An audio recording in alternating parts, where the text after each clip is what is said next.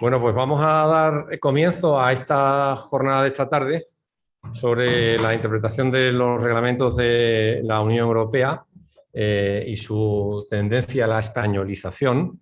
Y vamos a comenzar como primera espada con Juan Ignacio López de Signes, que es el letrado del Tribunal de Justicia de la Unión Europea, con lo cual la experiencia que tiene es impresionante y es lo que va a trasladarnos en su charla.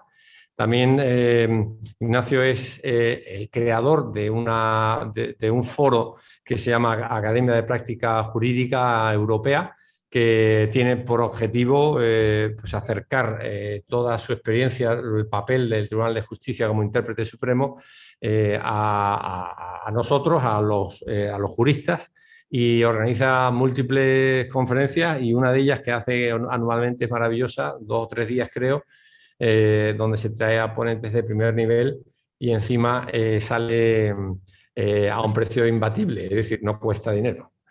Y bueno, pues nada, luego vamos a tener, después de Ignacio, vamos a tener a Maite Chizarreta, que está con nosotros, para darnos pues, unas pinceladas sobre su famoso método y cómo debemos interpretar esos reglamentos, y va a defender algún caso práctico. Pues Ignacio, cuando quieras. Muchas gracias. Pues muchísimas gracias, Adolfo. Es un placer el poder intervenir y el poder dirigirme a los miembros del Colegio de Abogados de Málaga, Abogacía de Málaga, como me explicabas anteriormente. Es un placer también compartir mesa con Maite, con la profesora, a efectos, pues eso, como decías anteriormente, de poder establecer un pequeño vínculo desde el Luxemburgo, desde el Tribunal de Justicia de la Unión Europea, desde el cual les hablo, y bueno, en fin, el mundo jurídico nacional que tan concernido se encuentra por el derecho a la Unión y desde luego por las resoluciones que adopta este tribunal. La verdad es que el hecho de que cuando me planteasteis el poder participar en este evento, pues me pareció en fin, primero tenía que expresar un sentimiento de gratitud, porque siempre es bienvenido el poder compartir estas sesiones con vosotros, a pesar de que en esta ocasión pues, no haya podido desplazarme hasta Málaga. Pero al mismo tiempo también dije, esta es la oportunidad para rendir un breve homenaje delante de de los juristas malagueños, rendir un pequeño homenaje al Tribunal de Justicia de la Unión Europea. En la medida en que este año cumple 70 años desde su entrada en funciones, su 70º aniversario, que fue creado en 1952 en el seno de la CECA, ¿no? La antigua Comunidad Económica del Carbón y del Acero, se acordarán todos ustedes. Y bueno, y hoy en día pues se erige, que creo que todos somos conscientes, ¿no? En el Tribunal Supremo, el Tribunal más elevado, la instancia más elevada jurisdiccional de la Unión, y en fin, quienes tenemos el privilegio de colaborar en su seno, en mi caso en tanto que letrado, pues siempre nos afanamos por poner de manifiesto, ¿no? La labor que desempeña a la hora de garantizar que la Unión Europea se comporta de manera ordinaria y de manera cotidiana como una unión de derecho, ¿no? El caso es que, en fin, quisiera compartir pues, un poco lo que es la actividad ordinaria de este tribunal, que en muchos aspectos no difieren tanto de la actividad jurisdiccional de cualquier otro órgano en sede nacional. Y por eso mi mensaje va a ser siempre o lo más importante que quiero destacar por encima de las cuestiones a lo mejor un poco más técnicas, pero ni siquiera. Lo que sí que me gustaría enfatizar es ese mensaje de cotidianidad, de proximidad, digamos, de labor ordinaria de la jurisdicción europea, que hoy en día, teniendo en cuenta la transversalidad del derecho a la Unión, como me referiré a ello más adelante, que copa desde el derecho internacional privado, al que se referirá Maite, pero que pasa por la resolución del Banco Popular, el abuso de posición dominante de la Superliga, las sanciones internacionales a los dirigentes rusos, a sucesiones, quiero decir, cualquier materia hoy en día se sustancia en buena medida en derecho a la Unión, y eso hace que en buena medida también el Tribunal de Justicia pues, esté implicado, ¿no? Por lo tanto, como digo, lo que quisiera sobre todo resaltar es ese mensaje de cotidianidad, de proximidad, que el Tribunal de Justicia solamente está separado de allí donde se encuentran ustedes, desde un vuelo de 8 horas. Nada más. ¿Quién no emplea más tiempo a la hora de desplazarse día a día, ¿no? Al lugar de trabajo, en ocasiones, sobre todo en las grandes ciudades? Yo que vengo de Madrid,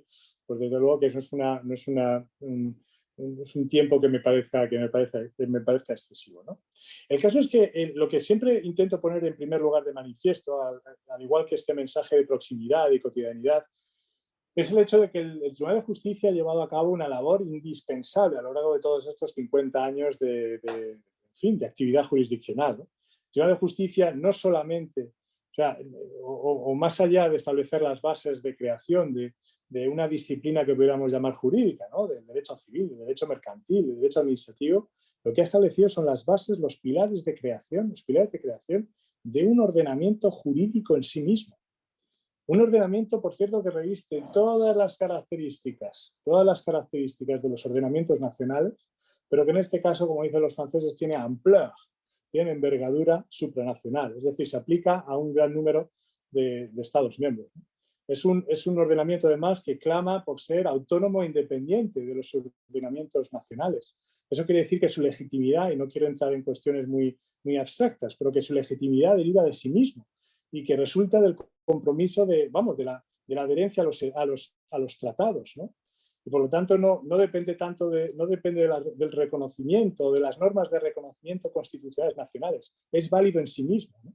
Esto es una de las fuentes más, digamos, más espinosas, en la medida en que en donde se encuentra, digamos, el sustrato de las disputas que probablemente muchos de ustedes hayan visto en medios cuando nos referimos al Bundesverfassungsgericht, al Tribunal Constitucional Alemán, a la alta jurisdicción polaca, ¿no? En fin, tampoco quiero entrar en estas cuestiones porque se van más allá de cuanto habíamos acordado para mi intervención, pero desde luego que son cuestiones de mucha relevancia.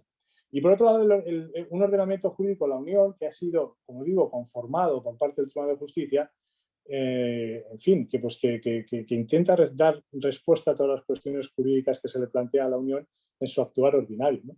Y para ello recurre a las fuentes que el propio ordenamiento reconoce y que el Tribunal de Justicia pues también ha ido definiendo a lo largo de los años, ¿no? Con todo esto, en fin, hay quien a veces se sorprende al oír esta afirmación, pero la verdad es que si podemos convenir que, bueno, puede haber más discusión a la hora de establecer si la Unión Europea responde a un modelo federal desde el punto de vista político, ya el grado, pues insisto, hay gente que no se pone de acuerdo. Desde el punto de vista jurídico, la Unión Europea opera plenamente federalizada. O sea, opera de manera plenamente federalizada. Y eso sobre la base de una serie de principios que probablemente todos ustedes conocen y que son principios clave para la construcción de la Unión tal y como ustedes las ven cuando miran por la ventana.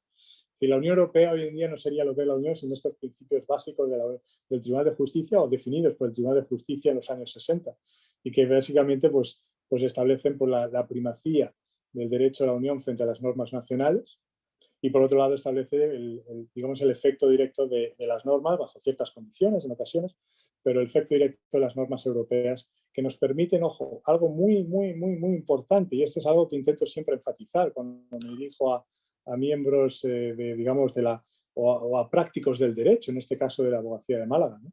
Y es que el efecto directo de las normas europeas permite que los particulares, los justiciables, se dirijan a los tribunales nacionales, es decir, los tribunales que tienen ustedes ahí a la vuelta de la esquina, para tutelar y para hacer valer los derechos que el ordenamiento jurídico de la Unión les reconoce. Es decir, que no es necesario, en muchas ocasiones, hablaremos de esto, la profesora se referirá pues, efectivamente a los reglamentos de la Unión, a cómo se han de interpretar, cómo se puede exigir su tutela, ¿no? Y la garantía de todos los derechos que reconoce, ¿no? Sobre todo en una materia tan destacada a nivel nacional como puede ser el derecho internacional privado. Digo desde un punto de vista práctico, ¿no? Pero lo que quiero decir es que es muy importante ser conscientes de que no se necesitan actos de transposición, salvo en el caso, por supuesto, de las directivas, ¿no? Que por definición exigen una transposición, pero es que los tratados, los reglamentos, conllevan, en ocasiones reconocen derechos a los particulares, a los justiciables, que los propios justiciables y particulares con sus representantes legales pues pueden hacer tutelar ante los tribunales nacionales sin mayor dificultad. Y esto hace esto es capital en muchos sentidos, pero en particular en el siguiente, y es que el primer juez europeo, esto es también otro mensaje que me gustaría que calara a lo largo de mi intervención, el primer juez europeo y por tanto encargado de aplicar el derecho a la Unión, no es el juez de Luxemburgo, no somos nosotros aquí, ni el Tribunal General ni el Tribunal de Justicia.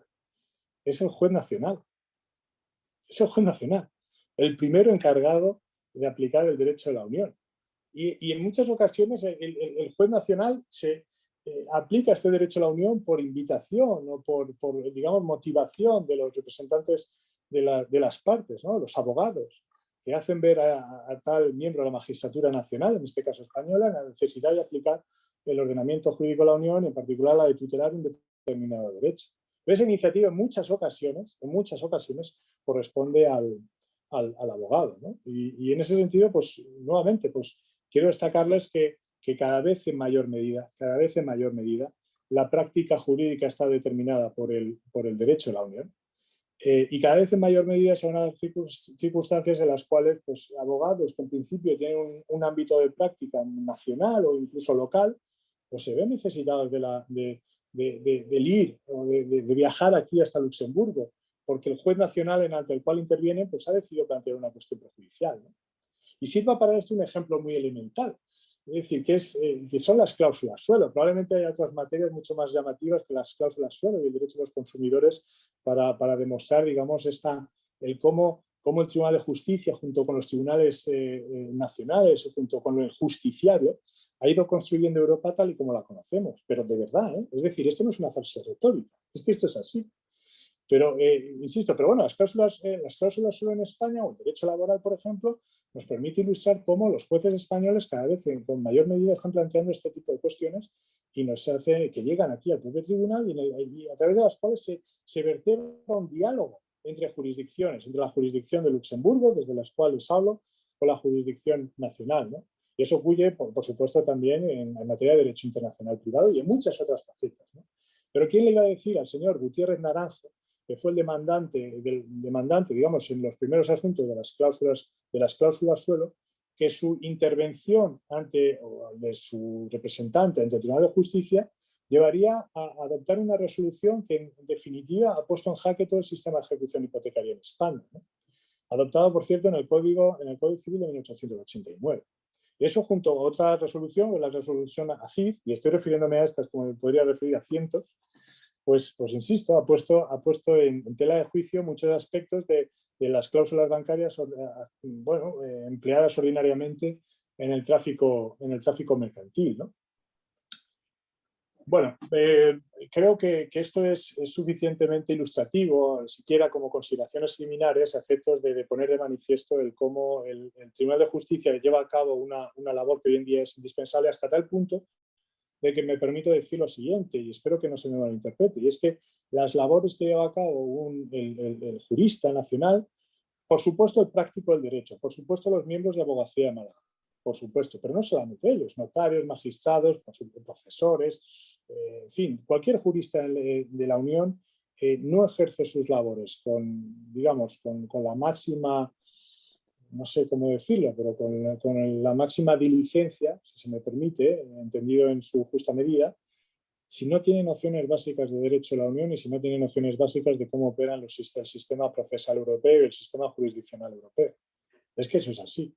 Porque cada vez en mayor medida la solución última a las cuestiones que se plantean de manera más ordinaria en los tribunales nacionales, urbanismo, medio ambiente, de sucesiones, régimen económico aplicable a las uniones matrimoniales, en fin, resolución bancaria, como decía anteriormente, derecho a la competencia, agricultura, cualquier ámbito se ve concernido hoy por el derecho a la Unión, y es en ese sentido en el que les digo que probablemente cada vez con mayor frecuencia tengan que al menos tener la perspectiva puesta en el derecho a la Unión, en las normas de la Unión, en los principios que subyacen al ordenamiento europeo, y también tener muy presente la labor que lleva a cabo el Tribunal de Justicia de la Unión Europea, insisto, desde el cual les estoy hablando, ¿no?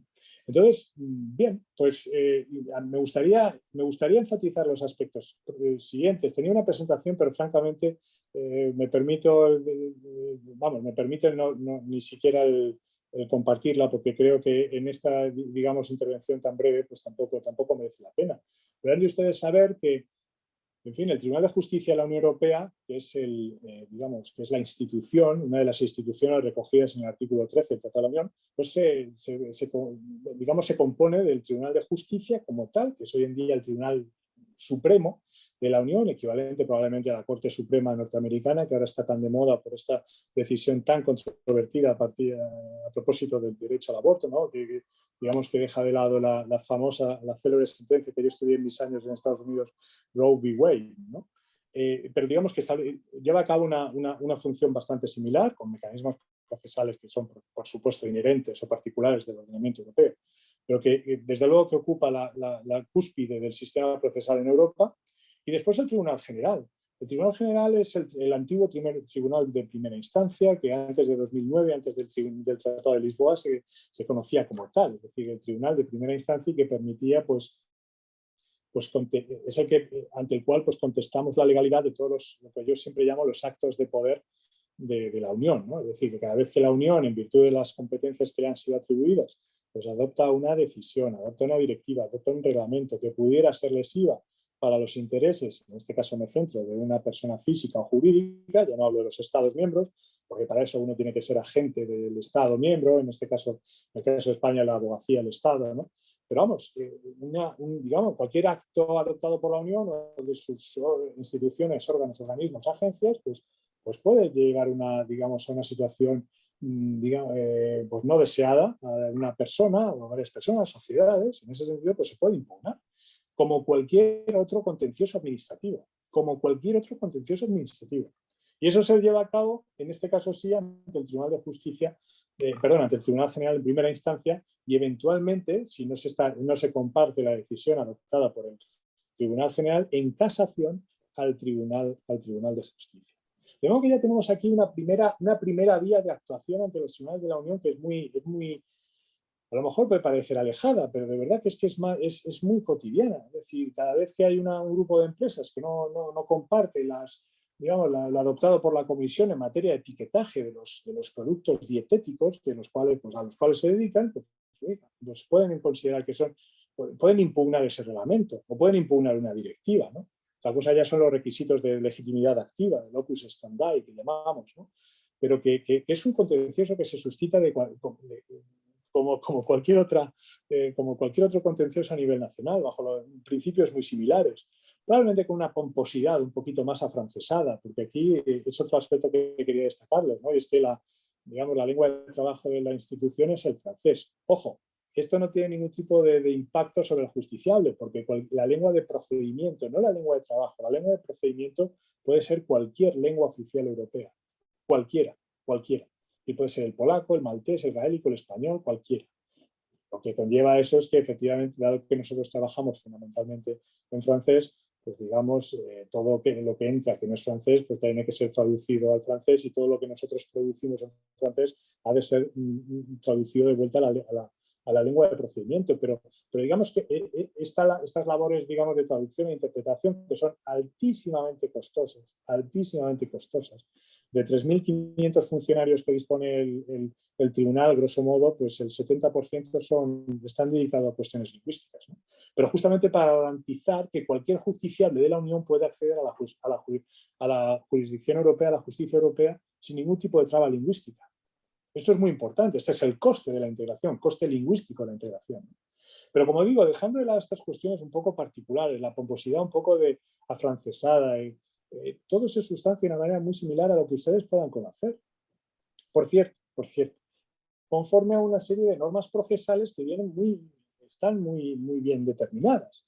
Eso es muy importante. Existe no se llama así, pero existe una ley de enjuiciamiento procesal europea, por decirlo de alguna manera. Normas que se encuentran tanto en los tratados, en los reglamentos de procedimiento de las instituciones, en las normas o las instrucciones prácticas a las partes. Todo ello en la página web del tribunal curia.eu. Pero, insisto, todo esto para darles digamos, una imagen de proximidad, de cotidianidad, de algo que desde luego se sustancia de una manera muy similar a lo que ustedes conciben. Y por lo que se refiere al contencioso, la impugnación de los actos de la Unión, que tiene lugar ante el Tribunal General y después en casación eventualmente ante el Tribunal de Justicia. Eso es una vía. un mecanismo procesal, digamos, uno de los mecanismos procesales por excelencia previstos en el tratado. Pero después está probablemente la que ustedes más conocen, que es la cuestión prejudicial. La cuestión prejudicial es la que viene, bueno, digamos, establecida en el artículo 267 del Tratado de Funcionamiento de la Unión Europea y que, combinado con los principios de primacía y de efecto directo, han dado una fuerza al derecho a la Unión y sobre todo a los justiciables, que era difícilmente previsible desde una posición ex ante, ¿no?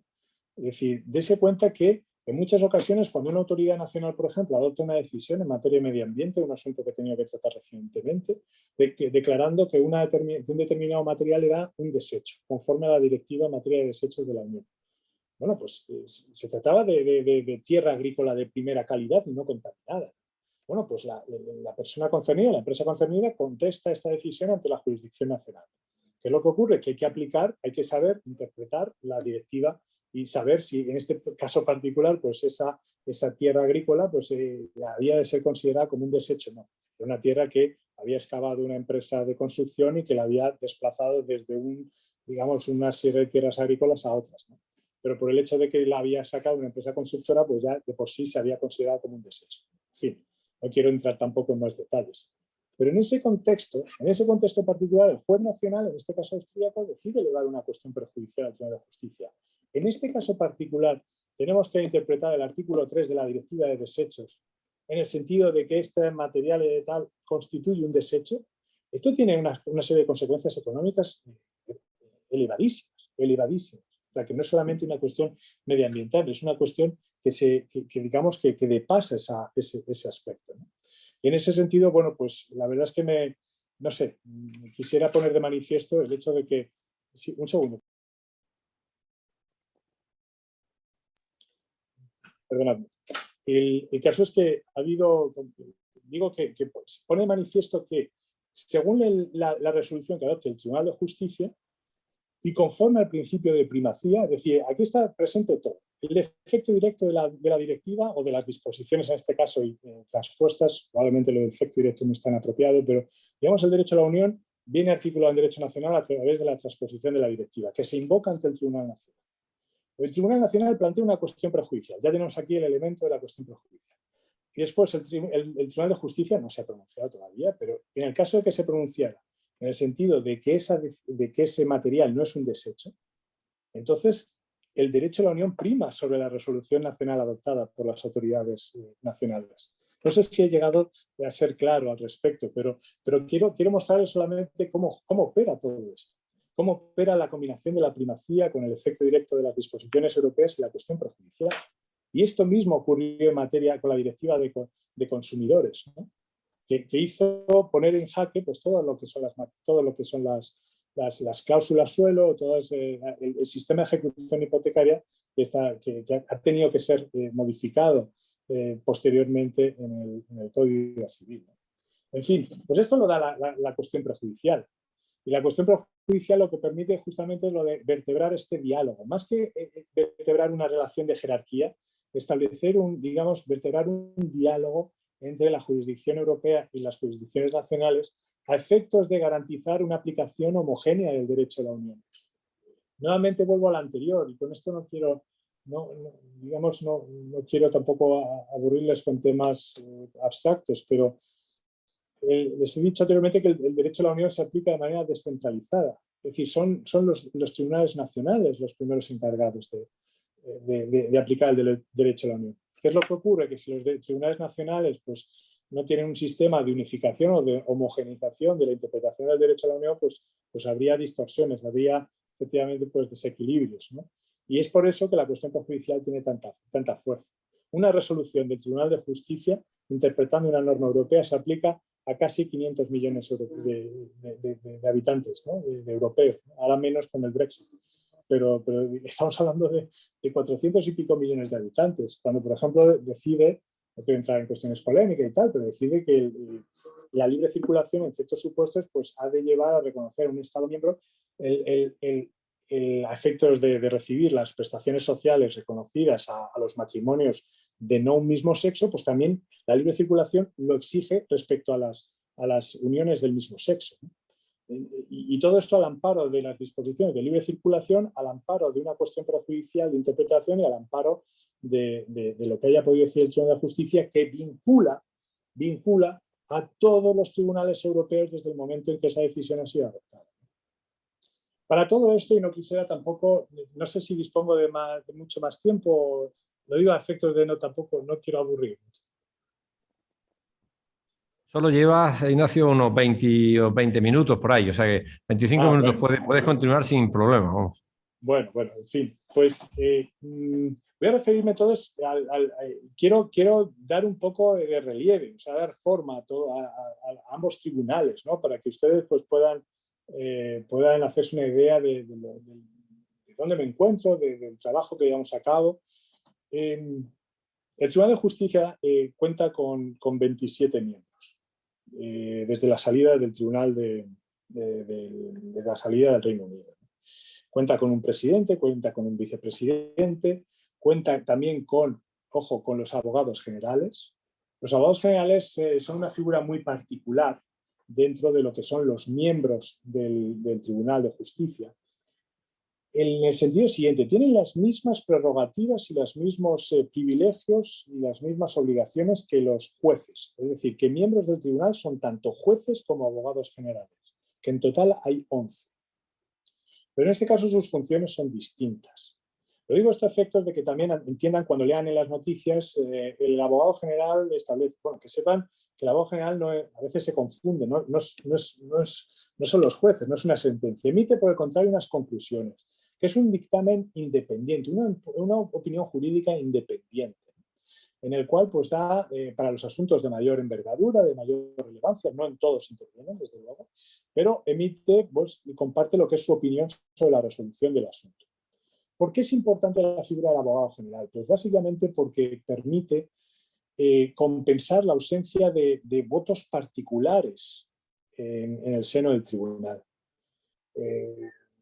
Ustedes saben, el Tribunal Constitucional, el Tribunal Supremo Español, el Tribunal Constitucional de la Corte Suprema Norteamericana, pues siempre hay votos particulares que permiten, digamos, conocer cuál es la opinión divergente en muchas ocasiones, al menos tanto en la motivación como en la solución final de algunos de los miembros de la formación de decisión. En este caso, en el Tribunal de Justicia, cuando se concebía cómo articular, cómo configurar el Tribunal de Justicia, pues se pensó que las decisiones, en un contexto en el que había que luchar también contra el nacionalismo, las decisiones por parte del Tribunal de Justicia habían de ser adoptadas por unanimidad, al menos de manera aparente, porque después en las deliberaciones se aplica la decisión de la mayoría.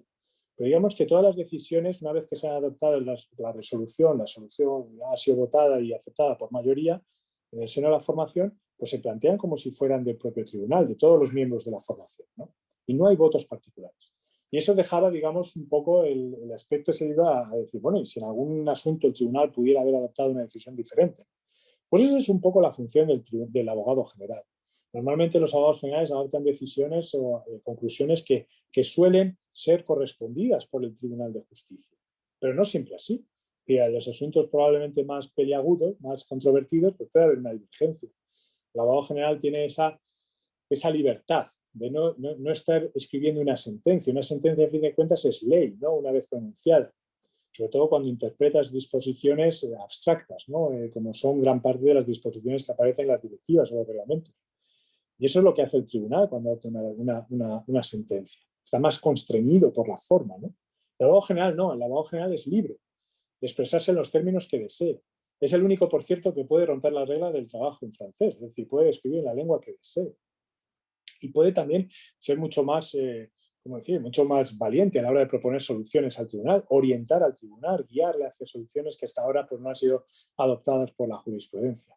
La labor del Tribunal del Abogado General es muy, muy, muy relevante en el desarrollo del derecho de la Unión porque sirve para contrastar lo que ha decidido el Tribunal de Justicia y lo que él mismo ha expresado en pues voy a contar una anécdota y es que cuando me dirigí a una de estas ediciones de la Academia de Práctica Jurídica Europea en Madrid, a las cuales se ha referido Adolfo, pues me monté en un taxi. Era en el contexto de la disputa que se producía entre los taxis y las compañías que ofrecen servicios de transporte a través de medios telemáticos, como Cabify, Uber y demás, ¿no?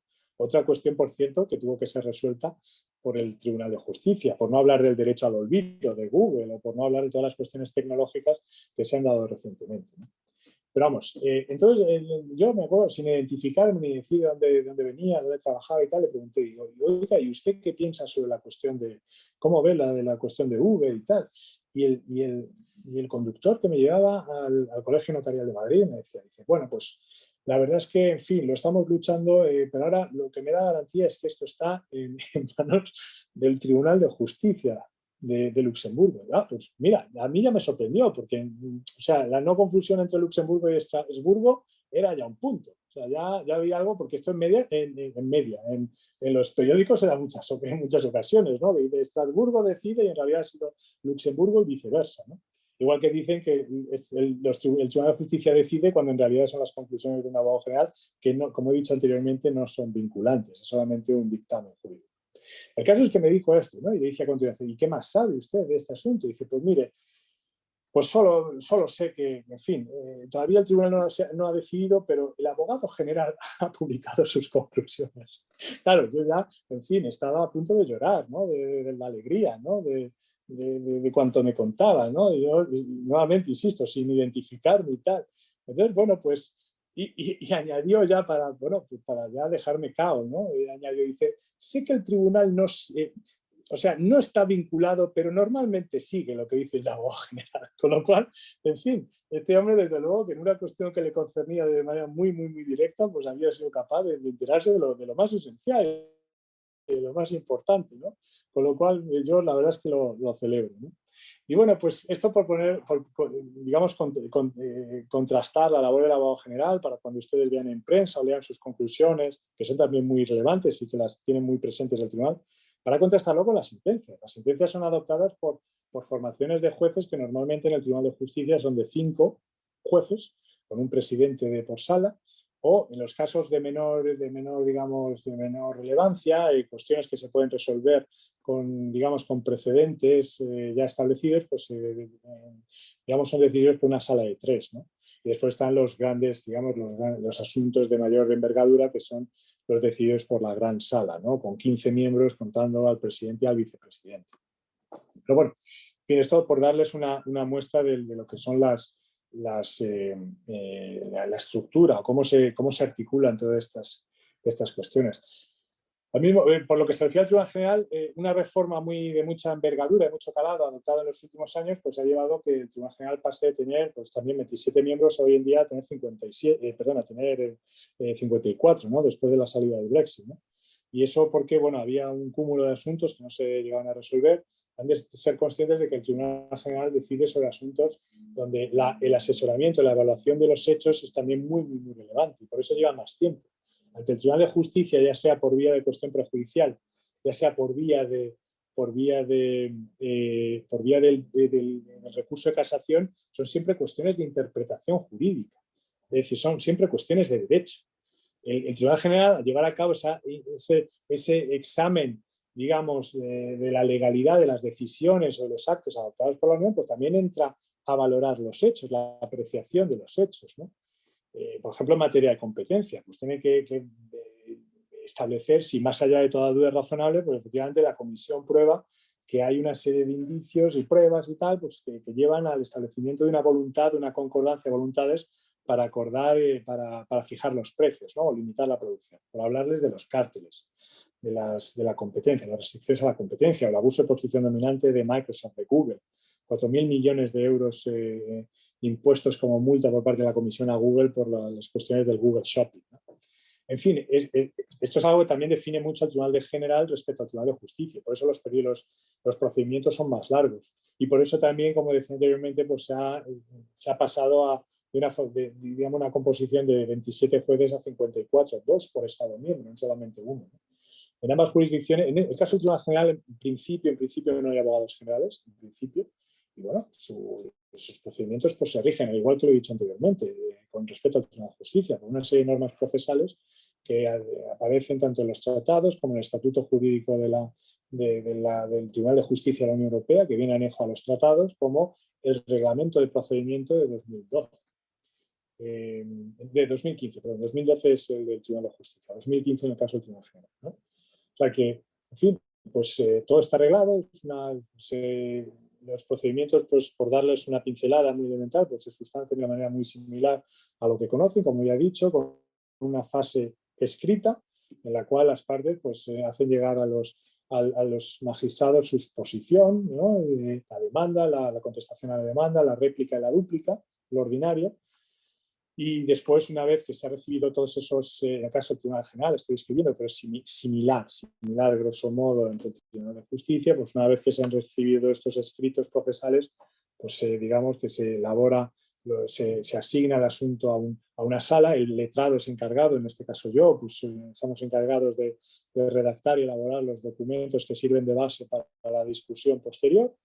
Tiene lugar la apertura de la fase oral, que es la vista, básicamente. Para los asuntos, se intenta ya reducir el número de vistas, porque en muchas ocasiones no estaban justificados. Por ejemplo, estoy refiriéndome en materia de marcas, ¿no? De propiedad intelectual, propiedad industrial, ¿no? Pues a veces todos los recursos frente a las decisiones adoptadas por la oficina de Alicante pues no merecían una vista como tal. Por lo tanto, se está reduciendo el número de vistas, pero ordinariamente las hay, ¿no? Y en las vistas, pues como en cualquier otro ambiente jurisdiccional, pues uno acude a hacer su alegato, responde a las preguntas de los jueces y, bueno, pues una vez que concluye la vista, pues tiene lugar, se abre el periodo de deliberación en el cual, pues nuevamente el letrado del juez ponente plantea pues, un proyecto de sentencia, en el caso del abogado general, pues, un proyecto de conclusiones. Las conclusiones no se deliberan, es claro, ¿no? Es decir, que solamente las publica el abogado general. Y bueno, pues una vez que se ha acordado el texto de la sentencia, pasa por lo que se llama una célula de lectores de sentencia para que todas las resoluciones parezca que pasan por una misma pluma, sobre todo dado que no todos somos francófonos de origen, ¿no? A pesar de que podamos tener un nivel muy elevado de francés, ¿no? Y bueno, en fin, esto al final concluye con el pronunciamiento de la sentencia y con la adopción de una resolución que en el caso del Tribunal General, pues 2 meses después se puede recurrir como plazo máximo, añadido una serie de plazos extraordinarios y tal, pues se puede contestar ante el Tribunal de Justicia en casación, ¿no? Y en el caso de las cuestiones prejudiciales, pues se notifica al Tribunal Nacional, se publican en la página web y, como digo, tienen efecto erga omnes para cualquier otro tribunal nacional, ya sea de Polonia, ya sea de Italia, ya sea de Malta, a efecto de aportar la misma solución jurídica cuando la cuestión que se ha planteado es la misma, ¿no? Entonces, estos un poco los aspectos un poco de organización que insisto, en definitiva, pues articulan lo que es la experiencia del letrado, que es en definitiva el título de la intervención que me fue propuesto. Quisiera solamente por establecer a lo mejor un vínculo con la ponencia siguiente. ¿Qué es lo que más ha caracterizado la jurisprudencia, tradicionalmente el método de interpretación, ¿no? El método hermenéutico que aplica el Tribunal de Justicia a la hora de aproximarse a las cuestiones prejudiciales de las que entiende? Pues la jurisprudencia constante establece pues, algo muy similar a lo que recoge también nuestro Código Civil, ¿no? Y es que la interpretación debe llevarse a cabo sobre la base de vías literales, interpretación literal, contextual y teleológica, fundamentalmente. Pero es verdad, y esto lo digo por lo siguiente, y es que es verdad que el Tribunal de Justicia siempre da un peso muy, muy, muy importante a los aspectos teleológicos y a los aspectos de los objetivos. Y eso en muchas ocasiones a la hora de interpretar cláusulas, sobre todo los tratados, disposiciones de los tratados, muchas resoluciones se justifican en la búsqueda de una mayor eficacia de los objetivos perseguidos, ¿no? En ese sentido, a lo mejor no es tan ortodoxo como en otras jurisdicciones nacionales donde creo que en muchas ocasiones la interpretación literal, llevada en cierto modo al extremo, pues puede llevar a soluciones menos ambiciosas, a soluciones bueno, pues que pudieran tener un resultado en términos de eficacia menores, ¿no? En este caso, como el Tribunal de Justicia ha sido el que ha tenido que, entre otras cosas, remover todos los obstáculos a la libre circulación, hacer que movernos en Europa signifique lo mismo que moverse en Estados Unidos, a todos los factores de producción y las personas, ¿no? y a la hora de interpretar la Carta de Derechos Fundamentales, que por cierto no la he inventado hasta ahora, pero que también es un texto que tiene el mismo valor jurídico que los tratados y que tiene una importancia capital en el seno del tribunal, ¿no? Que se aplica a todas aquellas cuestiones en las que el derecho de la Unión se ve afectado, no así a las cuestiones nacionales, porque la gente en ocasiones pues intenta aplicar la Carta de Derechos Fundamentales a cuestiones puramente nacionales. No, ahí solamente se aplican los derechos fundamentales reconocidos en las constituciones y el Convenio Europeo de Derechos Humanos. Por cierto, a este respecto voy a hacer, y ya con esto, 2 minutos, yo creo que tengo 2 minutos, ¿verdad, Adolfo? Dale, ¿Sí? dale. Nada, pues simplemente por establecer cosas, un aspecto que siempre me plantean, y yo creo incluso que Adolfo lo hablamos en su momento cuando convinimos esta sesión, y es que ¿dónde está, vamos, no dónde está Luxemburgo, dónde está Estrasburgo, ¿no? En el pequeño Gran Ducado de Luxemburgo y otro en Francia, ¿no? Pero es verdad, ¿cuál es la relación, ¿no?, que existe entre el Tribunal Europeo de Derechos Humanos, que se encuentra en Estrasburgo, y el Tribunal de Justicia de la Unión Europea, que se encuentra en Luxemburgo? Bien, aparte de los burgos, hay elementos de mucha diferenciación, ¿no?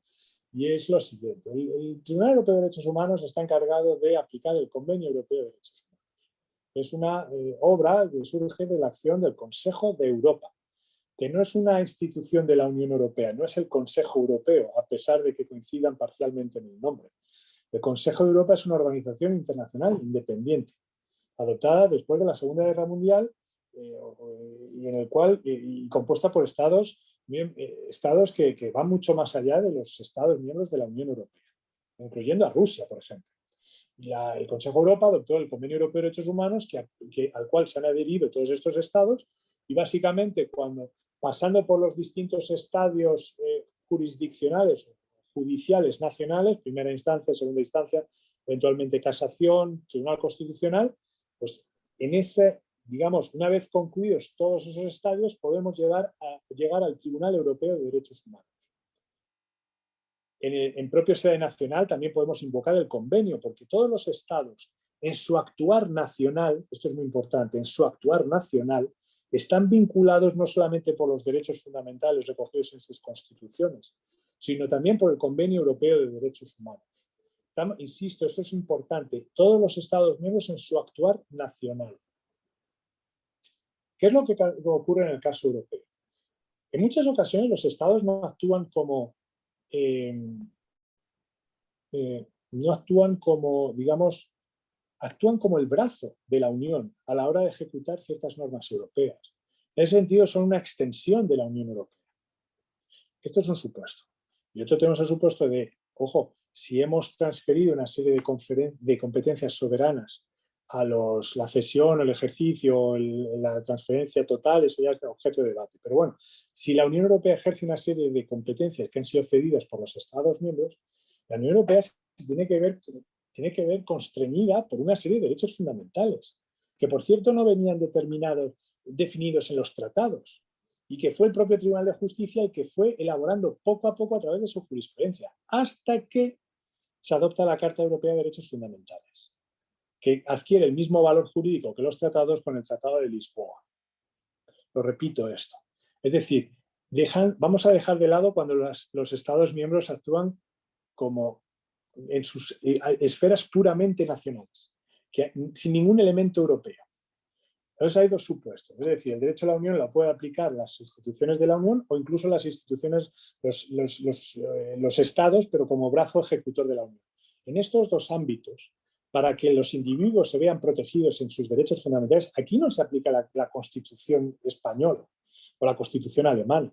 En ambos supuestos se aplica hoy en día la Carta Europea de Derechos Fundamentales, que fue adoptada en 2004 y que ha adquirido el mismo valor que los tratados tras el Tratado de Lisboa en 2009. ¿Qué es lo que ocurre? ¿La Unión Europea se ve concernida por el Convenio Europeo de Derechos Humanos? Concernida informalmente sí, pero formalmente no, porque la Unión Europea no forma parte no ha suscrito, no se ha adherido al Convenio Europeo de Derechos Humanos.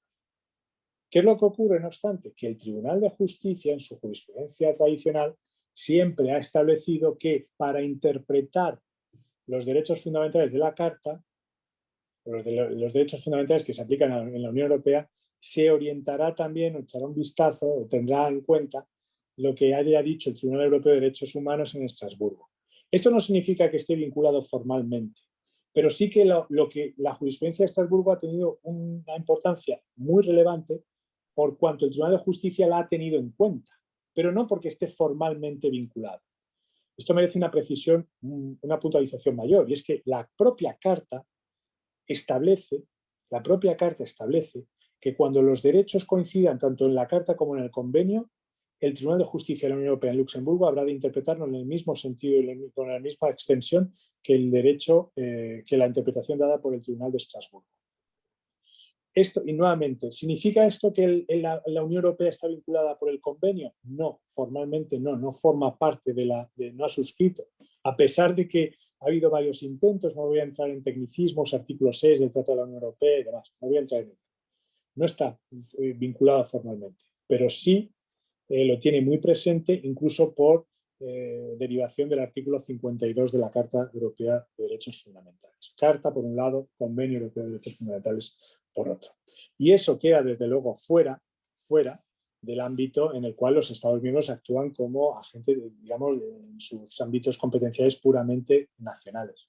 Ahí solamente se aplican las constituciones nacionales y se aplica, por supuesto, el Convenio Europeo de Derechos Humanos, porque todos los Estados miembros forman parte de ese convenio.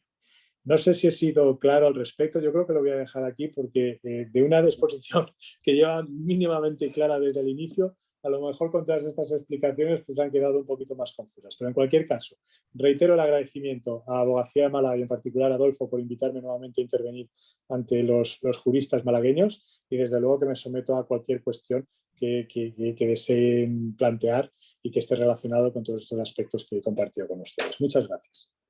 Muchas gracias a ti, Ignacio. Para nosotros es todo un honor tenerte, que hayas aceptado nuestra invitación, como siempre has hecho cada vez que te lo hemos propuesto y has podido.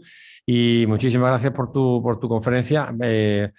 Y a mí me gustaría lanzar la primera pregunta para que nos dieras un toque personal de cómo se delibera en la sala cuando los jueces tienen las notas que los letrados hacéis y ellos han indagado y se ponen en común sus conclusiones.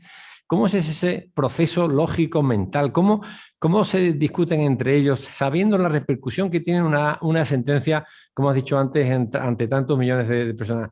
¿Qué aspectos se tienen en cuenta, además de los solamente jurídicos? Es decir, hay aspectos de relevancia, no sé, el impacto político que pueda suponer una sentencia porque cambia por completo, no sé, una parte de la economía. ¿Cómo lo ves desde dentro?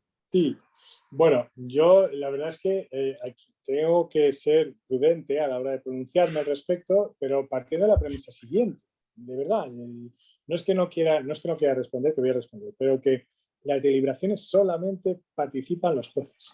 Es decir, los letrados no estamos presentes y las deliberaciones en muchas ocasiones resultan ajenas incluso para quienes trabajamos dentro.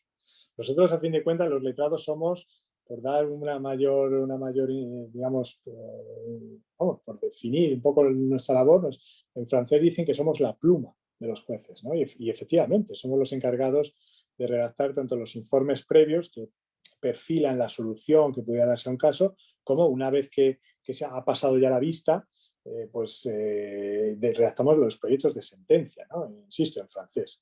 Es decir, que yo ahora mismo trabajo con un abogado general, con lo cual me dedico a redactar conclusiones. Pero bueno, durante 15 años he estado redactando sentencias. En este sentido, pues efectivamente hay primero asuntos que pudiéramos decir, pero entramos en el ámbito de la teoría de la interpretación de las normas. Es decir, esto es pura teoría del derecho. Hay asuntos que son más, digamos, más matemáticos, por decirlo de alguna manera, es decir, que responden a la aplicación de dos normas que son evidentes y que, por lo tanto, nos llevan a un resultado concreto. Pero es que en los asuntos de mayor envergadura, de mayor relevancia, de mayor sensibilidad, podría ser política, económica, social, ¿no? Económica, podemos hablar me voy a referir a los asuntos que concernían a los planes de rescate, ¿no? Elaborados por el Banco Central Europeo y que fueron impugnados por ciertos sectores en Alemania ante el Tribunal Constitucional y que el Tribunal Constitucional alemán planteó una cuestión prejudicial al Tribunal de Justicia la resolución adoptada por el Tribunal de Justicia tiene un impacto enorme, enorme en la estabilidad financiera de la Unión. Eso por un lado. En lo político, pues de verdad, con la neutralidad máxima que se me exige, los asuntos, por ejemplo, relativos, lo voy a decir en estos términos, a los elegidos parlamentarios europeos catalanes. Es decir, que hoy en día tenemos que interpretar en qué medida pues, están amparados por la digamos, inmunidad parlamentaria, en qué medida el juez Llarena puede solicitar la extradición, ¿no? de uno de ellos. Insisto, lo expongo en los términos más neutrales posibles, ¿no? Imagínense el alcance, ¿no? político que tiene todo esto. Y después, en el aspecto social, pues me puedo referir, por ejemplo, a lo que decía anteriormente, en qué medida las disposiciones de libre circulación obligan a que en un estado donde el matrimonio homosexual no ha sido reconocido, se tenga que reconocer las prestaciones sociales a un matrimonio homosexual que ha sido legalmente establecido en otro Estado miembro. Es decir, un matrimonio establecido en España que se decide desplazarse, homosexual, de una unión del mismo sexo, que decide desplazarse a Rumanía, donde el matrimonio homosexual no se ha reconocido, ¿no? Entonces, o sea, las implicaciones de esta decisión, por no hablar, por ejemplo, los asuntos del Sáhara Occidental, ahora que está tan sobre la mesa, ¿no? La cuestión de la relación entre España y Marruecos, ¿no? Y el acuerdo de libre comercio firmado entre la Unión Europea y el Reino de Marruecos, que concerne justamente al territorio del Sáhara Occidental. Todos estos asuntos, insisto, hablo desde el punto de vista de la teoría de la interpretación, no hablo de cómo ocurre porque yo no estoy presente en esas decisiones. Pero es verdad que, ¿cómo decir? El derecho, y esto lo puedo extraer de todos mis estudios, sobre todo de mis estudios a la Universidad de Harvard, cuando estudiaba justamente con los grandes constitucionalistas americanos que decían, Dworkin incluso, ¿no? Decía, los hard cases no son, ahí no se puede aplicar fórmulas matemáticas que sumando principios, no sé, principios, normas, te llevan a un resultado único, justo y correcto, ¿no? Existen sensibilidades, existen concepciones de cómo ha de articularse la sociedad, de cómo ha de articularse la economía, de cómo ha de responderse a una cierta situación política, ¿no? Por ejemplo, ahora mismo en materia de sanciones internacionales. Entonces, insisto, no me estoy pronunciando sobre cómo deciden aquí los jueces porque yo no estoy presente, pero no es posible desprenderse para un decisor de sus propias sensibilidades a la hora de tomar una decisión. Y eso me ocurre sobre todo en asuntos, insisto, en los que las normas que han de interpretarse pues son, a lo mejor están formuladas de una manera muy abstracta y no hay un contenido muy concreto. Si el legislador diera un contenido muy concreto, pues la cuestión ni siquiera se plantearía. Sería lo que el contrato de compraventa es una compraventa, pues todos sabemos lo que es una compraventa. Pero si en este asunto, como digo, de la libre circulación y el reconocimiento del matrimonio homosexual, a lo mejor no está tan definido, ¿no? Con lo cual, pues efectivamente, el Tribunal de Justicia lo que sí, desde luego, es muy consciente es del impacto que tienen las decisiones, a lo que has hecho referencia. Yo creo que por eso el trabajo en el Tribunal de Justicia es tan riguroso. Es muy consciente de que la aplicación de las normas, esto lo decía el otro día el presidente en otro foro, decía que se tienen que aplicar. La justicia tiene que aplicarse de manera ciega, pero la justicia no debe ser ciega, en el sentido de que tiene que aplicarse en un contexto social, político, económico particular, y siempre sobre la base de esa aspiración a promover el proyecto europeo y que en ocasiones que requiere unas cosas y en ocasiones requiere otras, ¿no? Entonces, en fin, no sé, confío en poder haber respondido a tu pregunta, siendo consciente de que, insisto, entramos en un ámbito que toca ya la teoría de la interpretación, ¿no? La teoría del derecho. Pues nada, muchísimas gracias. ¿Vosotros tenéis alguna pregunta, los que estáis aquí? Bueno, ¿se me escucha? Dila y yo se la transmito al ponente. Si hay alguna cuestión o algún reto que considere que debería la justicia europea cambiar o ve que la cosa está bien encauzada. Sí, nos pregunta esta participante si el Tribunal de Justicia tiene presente algún reto que conseguir en el futuro para mejorar lo que hay o si ya lo ve todo bien encauzado, o es decir, si vamos hacia donde queremos ir o hay que cambiar de rumbo. Esa es la pregunta. Bueno, yo voy a responder esto de dos maneras. La primera es diciendo lo siguiente. Una de las cosas más fascinantes del Tribunal de Justicia, a diferencia de las instituciones políticas, digamos, de Bruselas, es que el Tribunal de Justicia no tiene agenda. No tiene agenda. Solamente está a la espera de los recursos que los justiciables le plantean o de las cuestiones prejudiciales que los tribunales nacionales le envían. Y sobre la base de una labor puramente hermenéutica, puramente de interpretación, pues adopta decisiones que, pues, insisto, que han permitido construir la Unión tal y como la conocemos.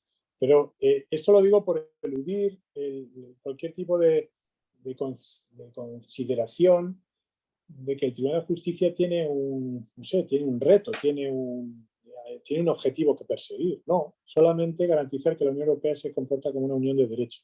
Nada más. Eso por un lado. Otra cosa es que en su funcionamiento interno, pues efectivamente es una institución muy dinámica que intenta, sobre todo, pues, digo por si la pregunta iba más bien por esta vertiente, pues intenta siempre dar respuesta a los justiciables de la mejor manera, acortando los plazos, buscando fórmulas que permitan una mayor cercanía entre los tribunales, entre Luxemburgo y los tribunales nacionales. En ese sentido es una institución muy, muy activa, diría que muy rigurosa, y que tiene siempre en la cabeza al justiciable, siempre. Pero insisto, no con el fin de llegar a un objetivo. O sea, el Tribunal de Justicia no tiene objetivo, no tiene agenda. No es como la Comisión, el Consejo, que quiere hacer esto, hacer lo otro, ¿no? El Tribunal responde simplemente a las cuestiones jurídicas que se plantean diariamente. Perfecto. Pues 1.000.000 de gracias, Juan Ignacio. Nada, hemos quedado encantados y a ver si nos echamos el guante, si te echamos el guante próximamente para cualquier otra actividad, que siempre nos dices que sí hasta que algún día nos digas que no. Lo seguiremos intentando. 1.000.000 de gracias. Yo encantado, me despido desde aquí, reitero el agradecimiento a la Abogacía de Málaga, en particular a ti, Adolfo, y desde luego un placer compartir también esta mesa con Maite, la cual pues, me va a reemplazar en esta intervención pues, con cuestiones probablemente mucho más interesantes de las que pueda yo compartir desde aquí. En fin, en cualquier caso me despido y hasta la próxima. Hasta luego, muchas gracias. Adiós.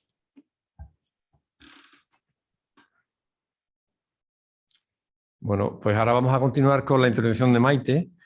Maite Echezarreta es doctora en Derecho por la Universidad de Málaga, es profesora jubilada de Derecho Internacional Privado de la Facultad de Derecho en Málaga y es una grandísima experta en el espacio de justicia civil transfronteriza europea, aplicado sobre todo a los mayores. Tiene una plataforma que se llama la Gerontoinmigración, que analiza el impacto de la circulación de las personas mayores en este entorno de justicia civil transfronteriza. Y además Maite pues, es como nuestra gurú del internacional privado y siempre está al quite. Y ella nos va a hablar de la interpretación autónoma de los reglamentos europeos de cooperación judicial civil, luces y sombras.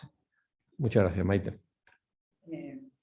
La verdad es que hablar de un testigo de excepción como es Ignacio López de Signe, pues la verdad es que yo creo que es un poco de atrevimiento por mi parte.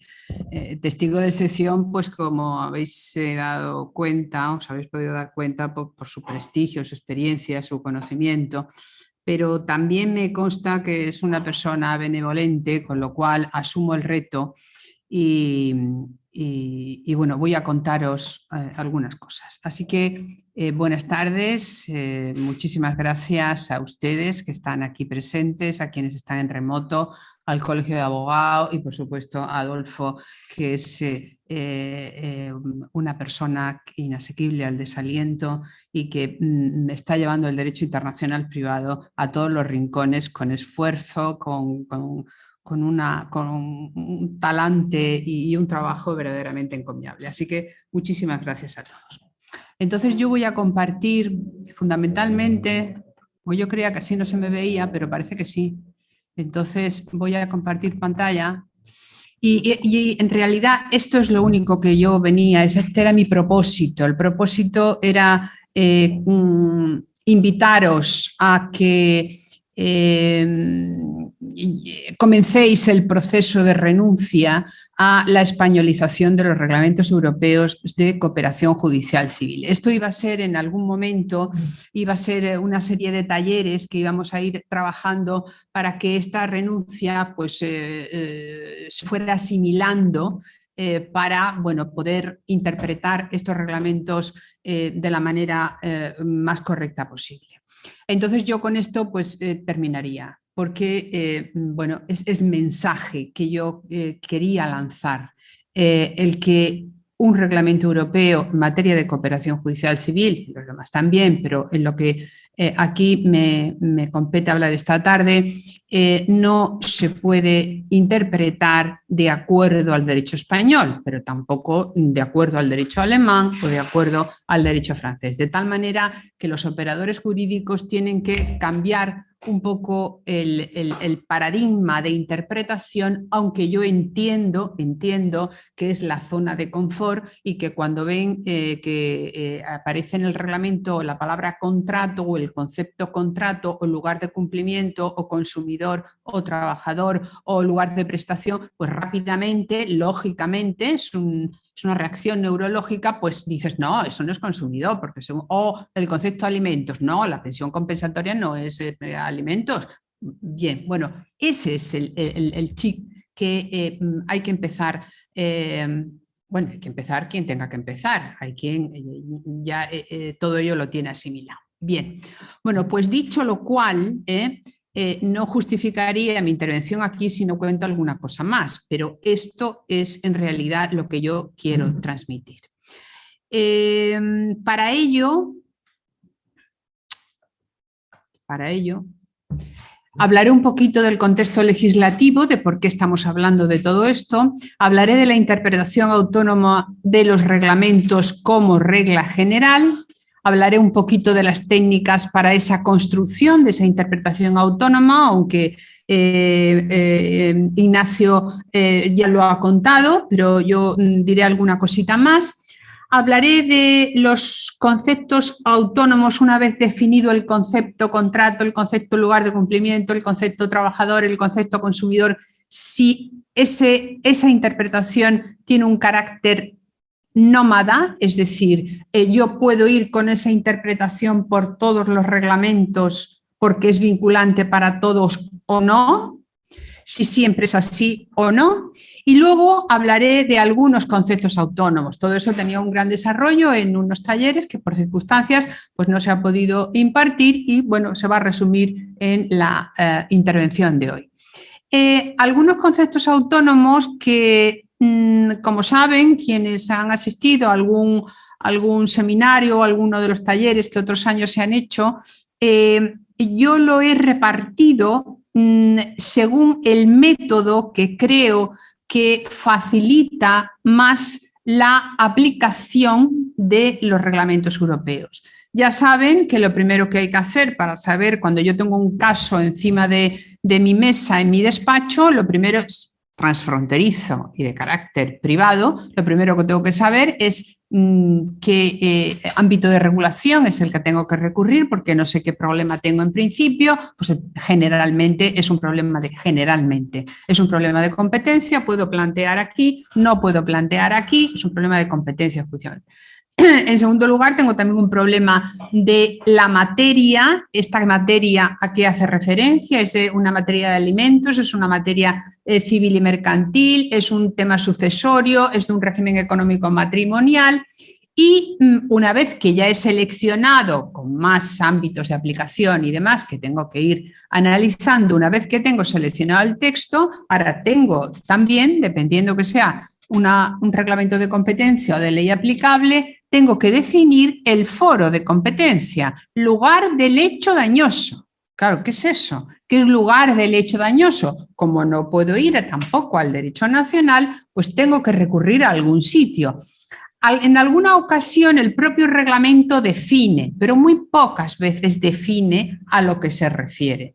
Por tanto, a donde tengo que recurrir, generalmente, salvo que el propio reglamento me remita a mi derecho nacional, excepción total, la regla general es que ese concepto lo tengo que interpretar o hay que interpretarlo de manera autónoma. Ahora veremos cómo se haría eso. Si el reglamento es de ley aplicable, pues el punto de conexión pues puede ser la residencia habitual de comprador y vendedor, o la residencia habitual del menor, o exactamente igual, se vuelve a plantear que es un concepto que tengo que interpretarlo a la luz de qué. Ahora veremos a la luz de qué, pero que no me puedo ir al Código Civil si el reglamento no me ha dicho que lo haga de acuerdo a un derecho nacional. Igual pasa con un reglamento de reconocimiento y ejecución. Por tanto, de alguna manera, bueno, pues el Tribunal de Justicia se ha pronunciado en la mayoría de estos ámbitos, ¿no? Por decisiones en algunos ámbitos más numerosas que en otros. El contexto, como sabemos, ¿por qué estamos hablando de reglamentos europeos en materia de cooperación judicial civil? Pues estamos hablando porque los Estados le hemos cedido la competencia a la Unión Europea para que legisle en el ámbito de la cooperación judicial civil. Ese es el clásico artículo 81, que era el anterior 67, porque esta cesión de competencia se hizo en el 97 con el Tratado de Ámsterdam. Por tanto, mi competencia legislativa nacional la cedimos a la Unión Europea con alguna modalidad para Reino Unido, Irlanda y Dinamarca, que, en fin, no quiero distorsionar un poco, pero el resto cedimos la competencia para que en el ámbito civil, en el ámbito de derecho privado, fuera la Unión Europea la que regulara la competencia judicial internacional, la ley aplicable, los problemas de cooperación y de reconocimiento y ejecución. Veis que lo que hemos cedido es el ámbito de la gestión de la diversidad, pero no hemos cedido la competencia en el derecho material. Repito, no hemos cedido la competencia en el derecho material, solo en la diversidad, en la gestión de la diversidad. Hay varias jurisdicciones, bueno, pues ¿cuál de ellas es la competente? Hay numerosos derechos materiales, pues ¿cuál de ellos es el aplicable? Una vez dictada la resolución, ¿qué manera hay de que se ejecute lo más rápidamente posible? Esto es lo que se cede en el artículo 81. Para todo aquí he hecho una relación de preguntas y ustedes dirán, 7, qué raro. Pues es verdad, podía haber hecho 5, 10, pero era la que cabía ahí. Entonces en las 7 paré, pero podíamos haber hecho muchas más preguntas. ¿Se ha cedido para todo el derecho privado? Sí, se cedió la competencia para todo el derecho privado. Eso no quiere decir que la Unión Europea haya regulado los problemas de cooperación judicial civil en todas las materias. Por ejemplo, está fuera la filiación, de tal manera que si tengo un asunto de filiación en una relación transfronteriza, pues ¿qué tengo que hacer? Ir a mi derecho internacional privado español, ahí. Pero si, por ejemplo, es un asunto de ley aplicable a derechos de la personalidad, pues tampoco. ¿Por qué? Pues que estaban los lobbies de comunicación de británicos y entonces ya influyeron y dijeron que no entraban. Entonces, para que entrara Reino Unido, siempre hemos estado igual toda la vida, ahora ya se retomará y ya se incluirá, pero bueno, pues tampoco. Luego en materia de responsabilidad extracontractual, en materia de derechos de la personalidad, pues el Roma II lo tiene excluido por toda aquella película. Con ello, lo que quiero decir es que la competencia legislativa sí que la tiene la Unión Europea, pero hoy por hoy no la tiene entera desarrollada. Eso va a tener su trascendencia. Luego también hay que decir, esto va a influir en la interpretación, que el derecho internacional privado europeo no es un sistema jurídico completo. Eso tiene sus problemas, porque si fuera un sistema jurídico completo, estaría todo coherentemente, presumimos, legislado y tendría una relación, porque como sabéis el derecho internacional privado digamos que es es parte, una rama del derecho privado. Si todo estuviera armonizado, pues todo sería mucho más fácil, más coherente y la solución del caso concreto sería más justa materialmente hablando. Pero no existe hoy por hoy ese sistema jurídico completo. Entonces, digamos que es una legislación a trozos y quienes estáis en el albero de la justicia transfronteriza os dais cuenta de cómo hay que ir a un lado, al otro, un reglamento, otro reglamento, con diferentes derechos materiales y eso genera su complejidad. Bueno, aquí hago toda una serie de preguntas más sobre quién puede interponer la cuestión prejudicial, pero ya ha hablado Ignacio. Si siempre tiene la obligación de pronunciarse el Tribunal de Justicia, pues siempre que se den las circunstancias de su reglamento, de su propio reglamento de procedimiento. No puede anular el Tribunal de Justicia ningún precepto de un reglamento, solo puede interpretar, pero no puede anular, etc. Habría muchas más preguntas relacionadas con todo esto, pero me interesa simplemente dar el flash de esta historia. Y ya hemos hablado también de la competencia que tiene el Tribunal de Justicia para interpretar. Interpretar que no resolver, que también se ha dicho hasta ahora. Luego, por tanto, que tengo una duda de derecho europeo, de cooperación judicial civil o de cualquier otra, se puede plantear esa cuestión prejudicial. La regla general, esto tapa... Interpretación autónoma, sí, yo creo que se ve. La regla general es que cada concepto que haya en un reglamento europeo debe tener una interpretación autónoma propia y europea, salvo, vuelvo a repetir, que el propio reglamento diga se interpretará según el derecho nacional. Por ejemplo, pues el concepto de domicilio en Bruselas 1 bis, que dice según lo que diga el derecho nacional. Vale, entonces sí, puedo, porque me lo han permitido. Si no, la regla es un mantra de todas las sentencias, es que debe existir una interpretación autónoma. Eso es lógico, porque ¿de qué nos sirve todo el proceso de integración, de armonización a través de reglamentos, etcétera, si ahora llega el juez español y resulta que aplica el reglamento según el concepto de consumidor, de trabajador, de alimentos, de sucesiones que tenga el derecho español? Pues entonces no hemos hecho nada. Luego tiene sentido que que se haga una interpretación autónoma que puede coincidir con el derecho nacional o puede no coincidir con el derecho nacional.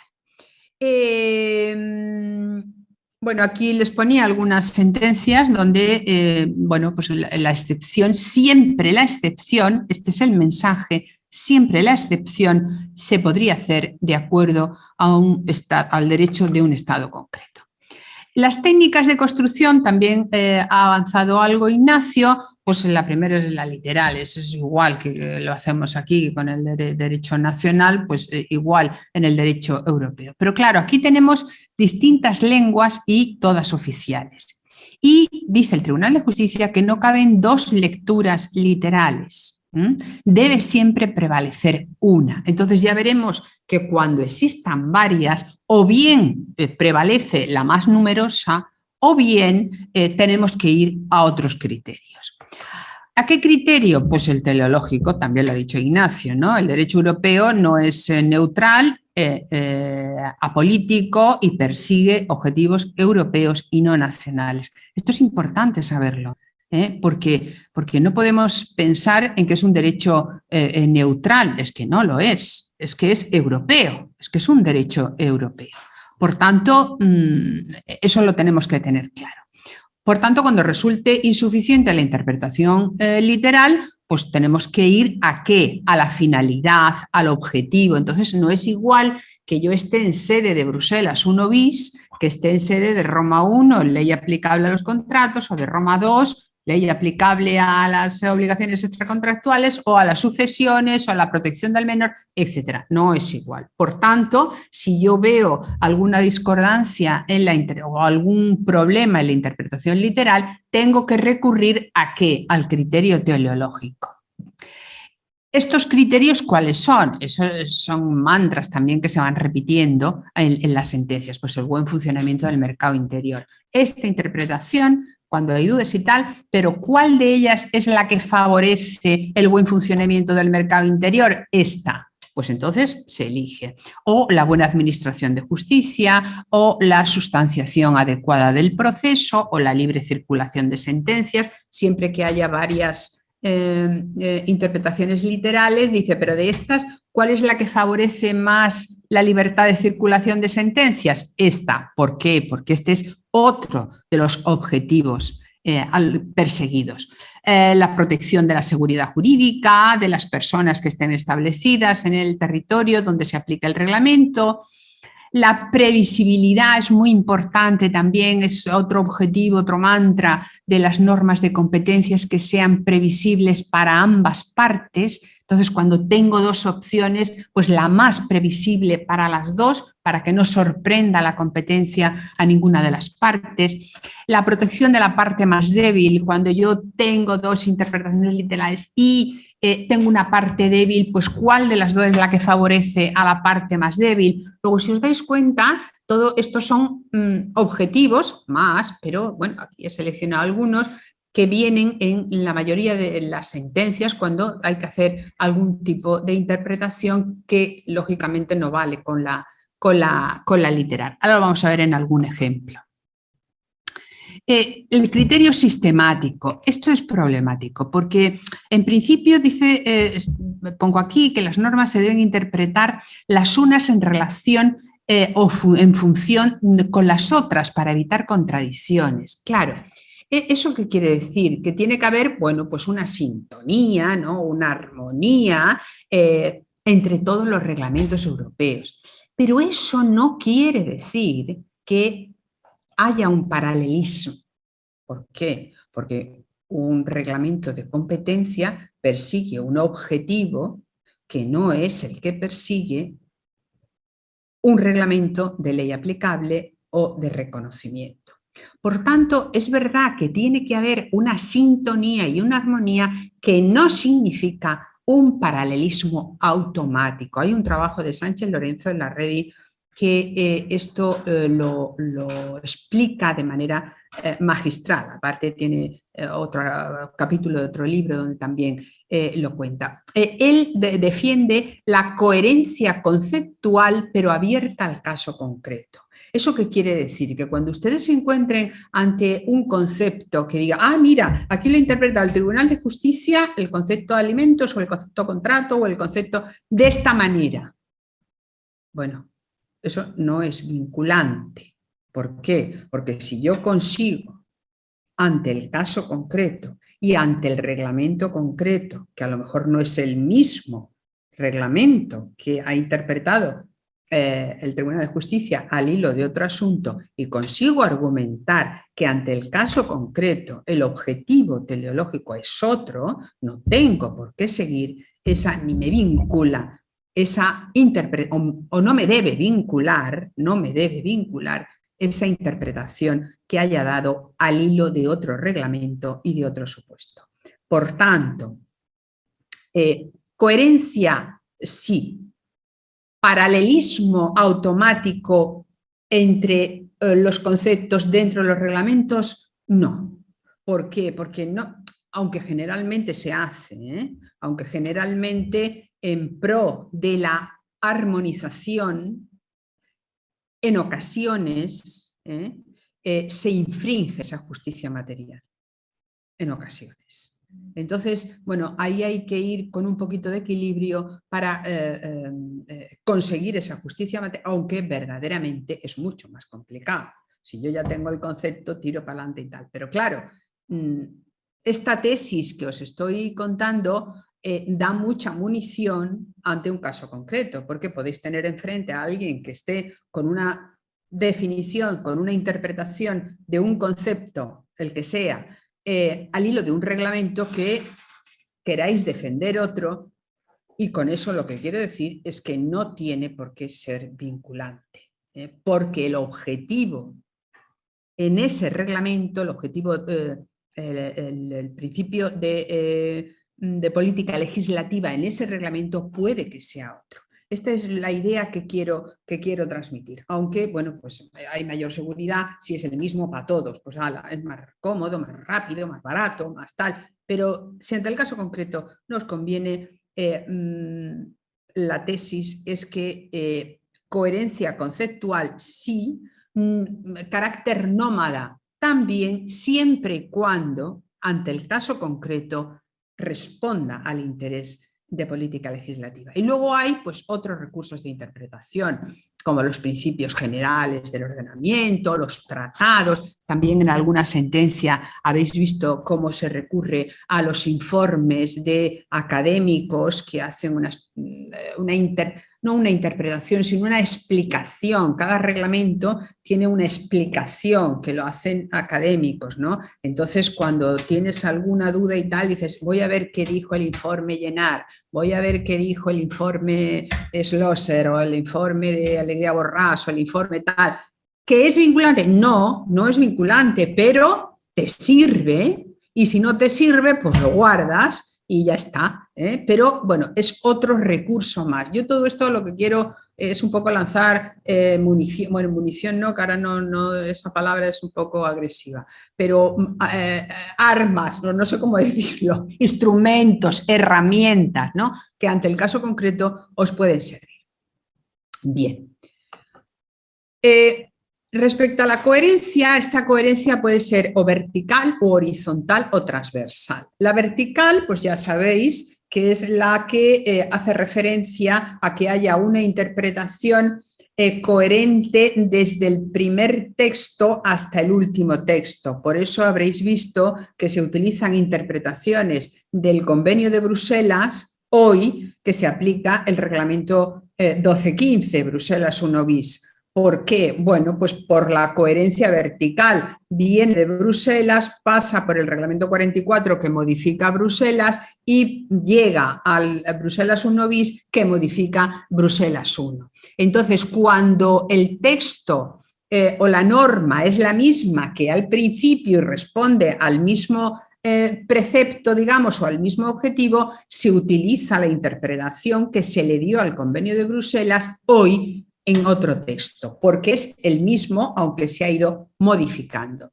La coherencia horizontal hace referencia a la interpretación conceptual al hilo de diferentes reglamentos. En Roma 1, ley aplicable a contratos, y Roma 2, ley aplicable a obligaciones extracontractuales, en los considerandos 7 se hace referencia a, digamos, la intención de que sean coherentes las interpretaciones ambos con Bruselas, en aquel momento era reglamento Bruselas 1.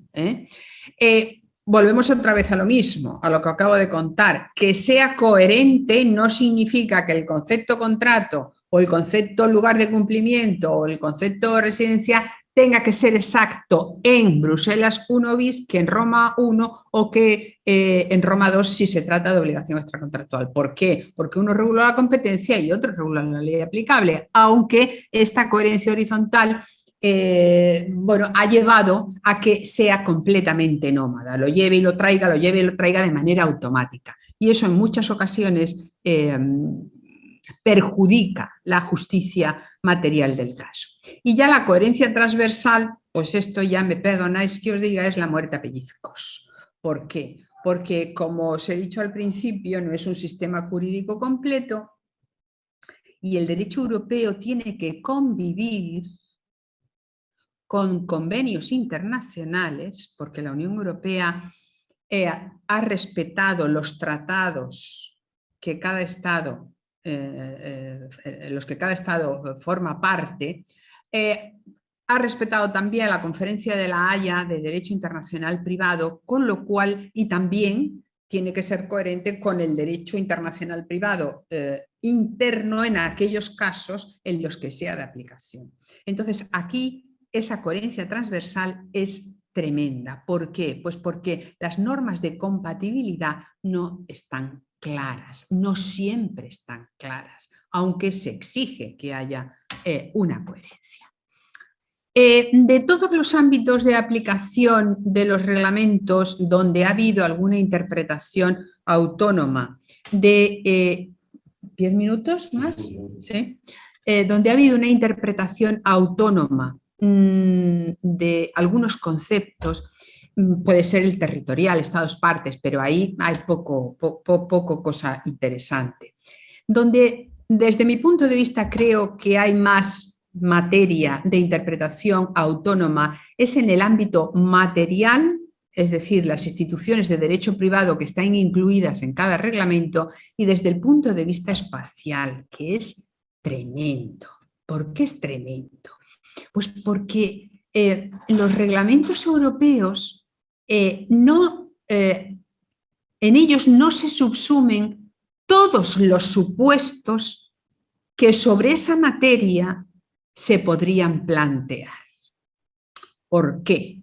Pues porque en muchos casos, o en la mayoría, los estados, haciendo gala de su carácter de guardianes de la fe, en este caso de guardianes de su derecho, reservaban o han reservado algunos casos que, argumentando que no tienen suficiente conexión con la Unión Europea, han dicho, bueno, pues estos casos por nuestro derecho internacional privado, por nuestras normas de competencia judicial internacional, por nuestra ley orgánica del Poder Judicial en el caso de España. Esa terrorífica ley orgánica del Poder Judicial que nadie la entiende. Entonces, claro, interpretar el ámbito espacial de los reglamentos, aunque es verdad que son pocos los que no tienen ámbito universal, es también una tarea ardua. Entonces, he elegido algunas sentencias que interpretan el ámbito material y se van a dar cuenta, creo, por lo menos es mi objetivo, del problema que conlleva que no exista un sistema coherente y cerrado de derecho internacional privado europeo y de derecho privado europeo. Ahora lo vamos a ver por qué. Luego está el ámbito temporal, que es la entrada en vigor y demás, y la relación con otros textos, que es lo que os decía, que es la muerte a pellizcos. Pero yo he elegido estos que además tienen mucho jugo y son muy atractivos, que son el ámbito material y el espacial. Deslinde material. Os he seleccionado esta sentencia.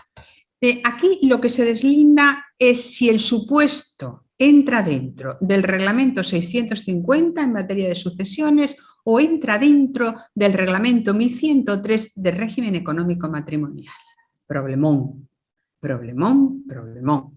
Fijaros que el supuesto, no sé si lo conocéis, el supuesto pues es un supuesto interno en definitiva, porque es un señor que es alemán, que reside en Alemania, que tiene una señora casada, es alemana, es residente en Alemania, un hijo alemán y reside, todo está en Alemania. El señor fallece en Alemania, todo alemán, pero se les ocurrió en algún momento de su vida comprar un inmueble en Suecia. Lo normal hubiera sido que se lo hubieran comprado aquí, ¿no? Porque generalmente los alemanes lo compran aquí. Pero no sé por qué rara, pero hubiera sido igual. Si lo hubieran comprado aquí, hubiera sido el mismo lío, exactamente igual. Bueno, pues lo compran en Suecia. Bien. Entonces, este matrimonio que fallece el marido, pues su régimen era el régimen de participación en las ganancias, que es su régimen por defecto, porque no tenían capitulaciones ni nada. Vale, entonces, bueno, pues se empieza a resolver toda la sucesión y hay un certificado nacional alemán donde efectivamente se hace la distribución de los bienes. ¿Y qué sucede? Ese bien de Suecia era de cotitularidad entre el marido y ella. Y luego hay unas normas respecto a la participación en las ganancias que dice lo siguiente. En caso de disolución del régimen de participación de las ganancias, la parte alícuota legítima del cónyuge superstite, al efectuarse el reparto de los bienes, se incrementará en un cuarto adicional. Luego dice el 1931, en caso de sucesión intestada, como era el caso, el cónyuge superstite del causante tendrá derecho, si concurre con parientes en primer grado del causante, que era el hijo, a una cuarta parte de la herencia. Aquí tenemos el lío. ¿De qué estamos hablando? ¿De un asunto sucesorio o de un régimen económico matrimonial? Claro, rápidamente, pues no sé, si os vais al derecho español y decís, esto, tal, pero es que esto, tomar una decisión sobre esto no es nada fácil, no es nada fácil. Claro, aquí se toma, porque ella lo que, aparte del certificado sucesorio nacional, pues dice, muy bien, pues yo me corresponde esta parte de la herencia y un cuarto también para mi hijo. Pues vamos con, dices, ¿qué es lo que hay que hacer? Pues un certificado sucesorio europeo. Muy bien, me voy al notario, al certificado sucesorio europeo, ¿para qué? Pues para ir a Suecia, ¿no? Y escribirlo, ya yo tengo la mitad más el cuarto y mi hijo el otro. Vale, muy bien. ¿Pero qué pasa? Que va y dice el alemán, y dice el notario alemán, esto no es un asunto sucesorio, esto es un asunto de régimen económico matrimonial. Claro, fijaros en el momento en el que se encuentra la señora, ya está todo listo, todo arreglado, todo tal, y algo tan funcional como es el certificado sucesorio europeo, que eso en un día está solucionado y a su vez inscribo y ala, que será el sentido, te lo paran. Claro, el Tribunal de Justicia se da cuenta. Es que decir que esto es un régimen económico matrimonial, pues no casa bien con la funcionalidad que tiene el certificado. Entonces, esto no lo veis, pero yo lo cuento. Sobre esto ya se había pronunciado en Alemania el tribunal alemán, y había dicho que este asunto, este artículo en concreto, tiene una naturaleza de régimen económico matrimonial. Después de sesudas lucubraciones, interpretaciones, etcétera, etcétera, dice, pero no al hilo del derecho internacional privado, sino al hilo interno. Dice que tiene una naturaleza de régimen económico matrimonial.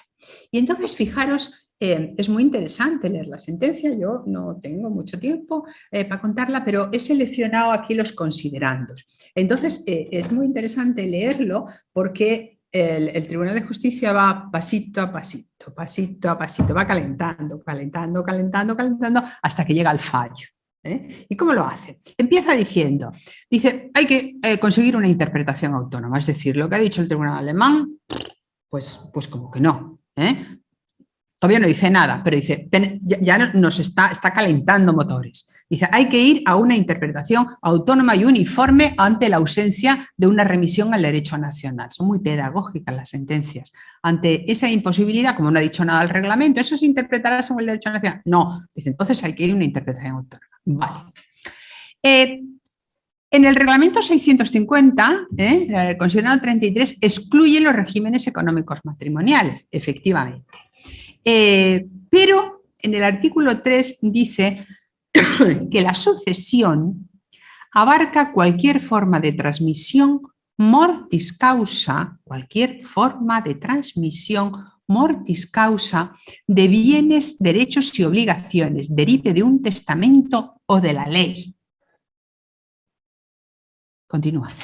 El considerando 9 del reglamento 650 se desprende que su ámbito material abarca todos los aspectos de derecho civil de la sucesión por causa de muerte.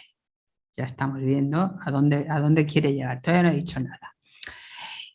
Dice el considerando 38, lo que establece el régimen alemán es que la cuota alícuota legítima del cónyuge superstite se incrementa en un cuarto adicional al repartirse los bienes gananciales.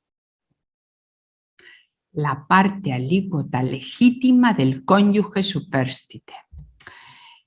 Y dice el abogado general, que ya sabemos que es parte del tribunal, como nos ha contado Ignacio, no parece que el objeto principal de ese artículo sea repartir los bienes patrimoniales o la liquidación del régimen económico matrimonial, sino más bien determinar el quantum de la parte alícuota de la herencia que debe atribuirse al cónyuge superstite con respecto a los demás herederos. Luego dice, claro, y si nos vamos al reglamento de régimen económico matrimonial, si nos fuéramos, nos podemos plantear otra vez la misma película, porque el reglamento de régimen económico excluye las sucesiones. Y también puede decir, esto tampoco veis aquí, ¿por qué? Esto parece que es un tema sucesorio, no es de régimen económico matrimonial. Por tanto, concluye en su fallo que debe interpretarse, que ese artículo 1 debe interpretarse en el sentido de que está comprendido en el ámbito de aplicación de dicho reglamento un precepto de derecho nacional, veis aquí el asunto de que no tengamos un derecho privado europeo, como el controvertido en el litigio principal que establece para el caso de fallecimiento de uno de los cónyuges el reparto a tanto alzado de las ganancias mediante un incremento de la parte alícuota de la herencia del cónyuge superstite. Bueno, esto tendría muchas cosas que hablar, es un taller completo para hablar de toda esta historia, pero lo dejo ahí para que veáis por qué, porque claro, el Tribunal de Justicia dice, por favor, algo tan funcional como un certificado sucesorio. ¿Cómo no le vamos a dar un certificado? Porque en realidad es un asunto sucesorio, aunque está directo, como todo el tema sucesorio, está relacionado con el régimen económico matrimonial, evidentemente. Entonces, madre mía de mi vida, es tanto esfuerzo en el reglamento de sucesiones, lo que costó hacer ese reglamento de sucesión, para que esta señora ahora no se lo pueda... Claro, pero esto se plantea en el certificado sucesorio europeo, que es, digamos, la parte más funcional, ¿no?, de libertad de circulación de personas, de bienes, de ¿Y qué pasa? Que reinterpreta el Tribunal de Justicia, reinterpreta el derecho material nacional, porque ellos lo interpretaron como un asunto de régimen económico matrimonial. Y llega al Tribunal de Justicia y lo reinterpreta. Recurriendo, pongo yo ahí, a un argumento práctico, porque en realidad es un argumento práctico el que utiliza el Tribunal de Justicia, y de las características funcionales que tiene el certificado sucesorio europeo, que es instrumental. Si esto hubiera sido en otra sede, en sede de ley aplicable o en sede de competencia, yo no sé si hubiera llegado a la misma conclusión, diferente y contraria a la del propio derecho legal. Pero aquí era algo tan de perogrullo de decir, ¿cómo se le va a dejar a esta señora sin su certificado sucesorio que se vaya a Suecia si todo el trabajo que hemos hecho es para esto, para esta libertad? Y el certificado lo que hace es acreditar que la persona que aparece como heredero, como legatario, es la persona efectivamente que según la ley es la llamada a cumplir esa condición en los términos que dice el certificado. Por favor, si esto es absolutamente funcional. Entonces, bueno, solamente quería lanzar un poco cómo en este caso interpreta el concepto de esta manera. Bueno, sobre el ámbito material se han planteado muchas más. ¿Ya?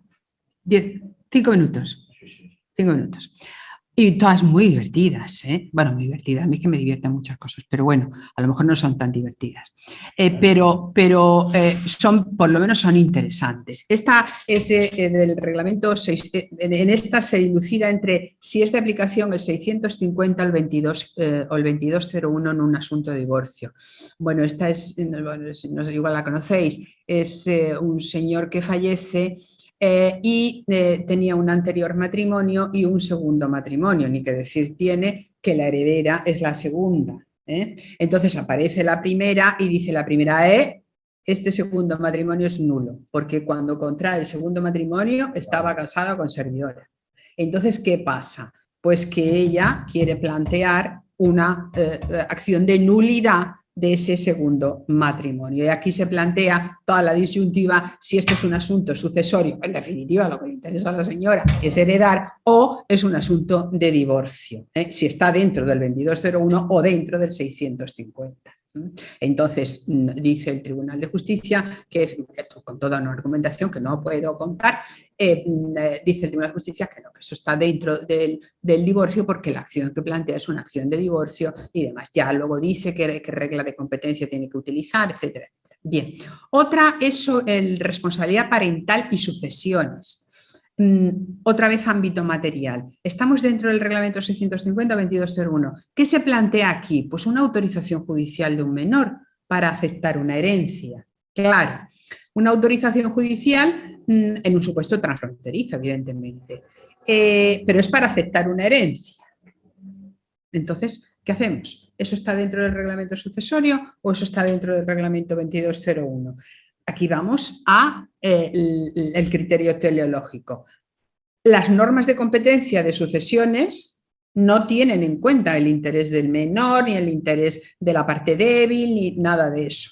¿Qué reglamento tiene en cuenta el interés del menor para determinar el criterio de competencia? El 2201.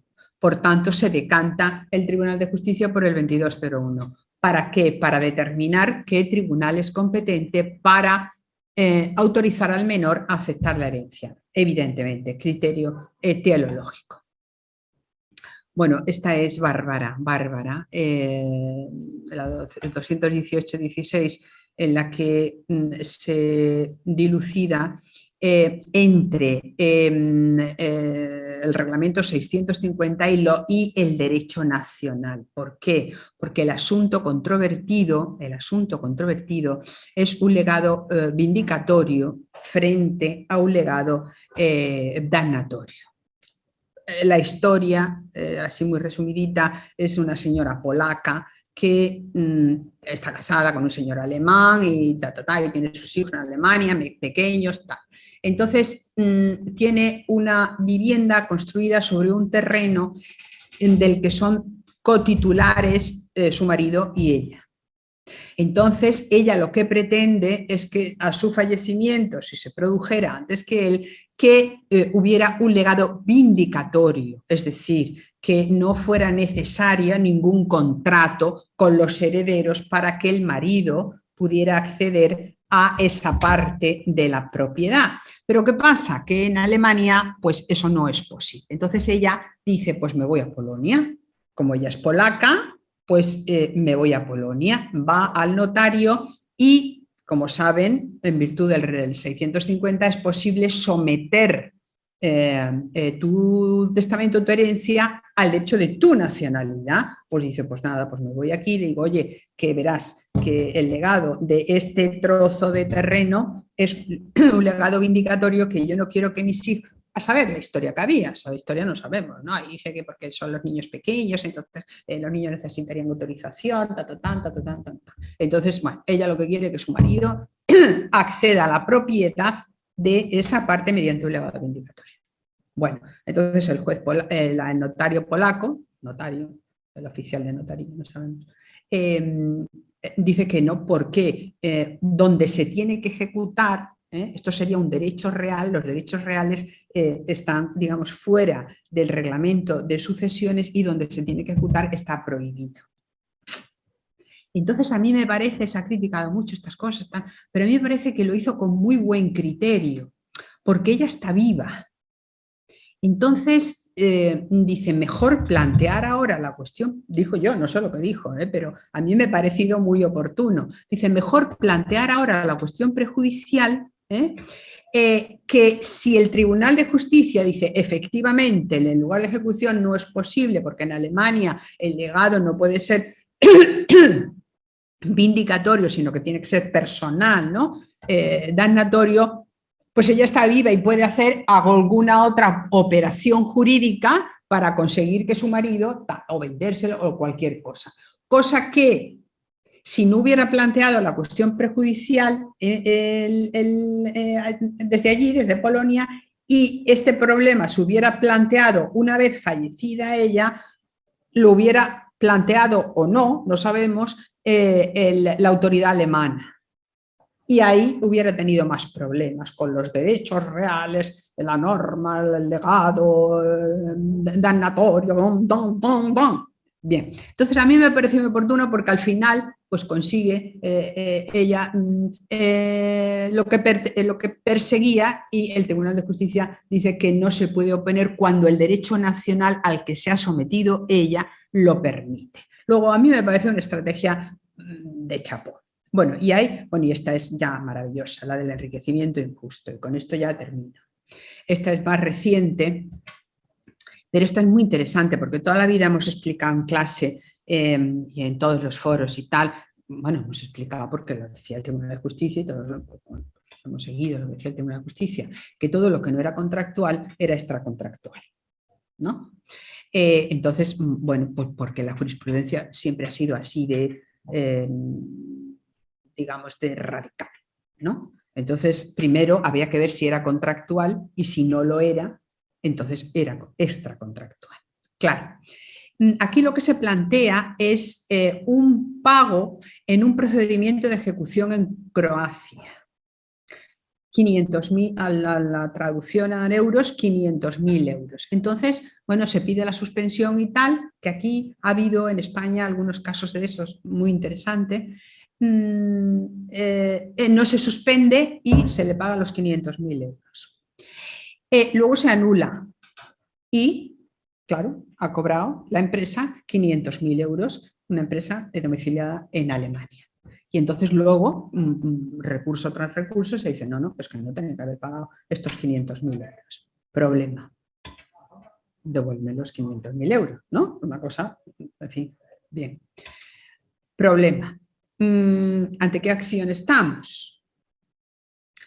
Lo primero que se plantea es si es una competencia exclusiva del 24.5, que sabéis que el 24 eran los derechos reales, las sociedades, las inscripciones en los registros, no sé qué, y la ejecución de resoluciones. Es decir, donde yo pido la ejecución, la resolución que me dé solamente es en el lugar donde yo puedo ejecutar o donde yo quiero ejecutar esa sentencia. ¿Sí? No puedo ir a otro sitio que se me reconozca. Vale. Luego tiene un carácter de competencia exclusiva. Dices en principio, bueno, pues entonces en Croacia, porque fue donde se abrió el procedimiento de ejecución y donde al final pues se decidió que primero se paga, pero luego se dice que no se tenía que haber pagado. Vale, bien. Pero ¿qué pasa? Que en Croacia dicen, uy, es que se ha pasado el plazo. Es que ya no puedes pedir la restitución. Se pasó el plazo. Ah, problema. ¿Y ahora qué? Claro, ya el asunto de la competencia exclusiva desaparece porque ya no es un asunto de ejecución. Ya no es un asunto de ejecución. Entonces, ¿es una obligación contractual? ¿Reclama una obligación en base a un contrato? No. ¿Por qué? No es ningún contrato. Es que se pagó de manera indebida, ¿no? Entonces, pues no hay ningún contrato. Dices, bueno, pues entonces, ¿qué es? Pues un enriquecimiento injusto, ¿no? Un enriquecimiento injusto. Vale. Y si es un enriquecimiento injusto, pues nada, me voy al reglamento de Bruselas 1 bis, porque el domicilio del demandado está en un Estado miembro, etcétera, etcétera. Vale. Y entonces dice el Tribunal de Justicia, un enriquecimiento injusto. ¿Y esto es una materia delictual o cuasi delictual?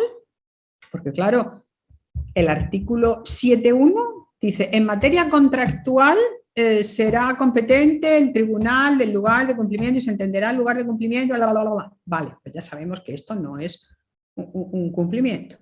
Y dice el otro precepto del 7.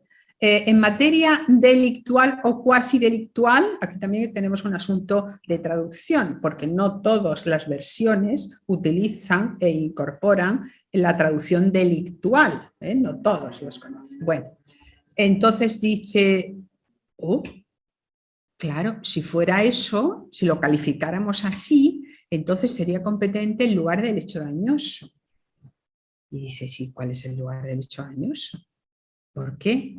Porque claro, dices, es que no hay una norma que diga en materia de obligaciones extracontractuales, que entonces sí estaría metido, como por ejemplo está metido en Roma II, en ley aplicable a las obligaciones extracontractuales, hay 3 o 4 reglas complicaditas, pero regulan el enriquecimiento sin causa. Vale, ¿por qué? Porque el reglamento es sobre obligaciones extracontractuales.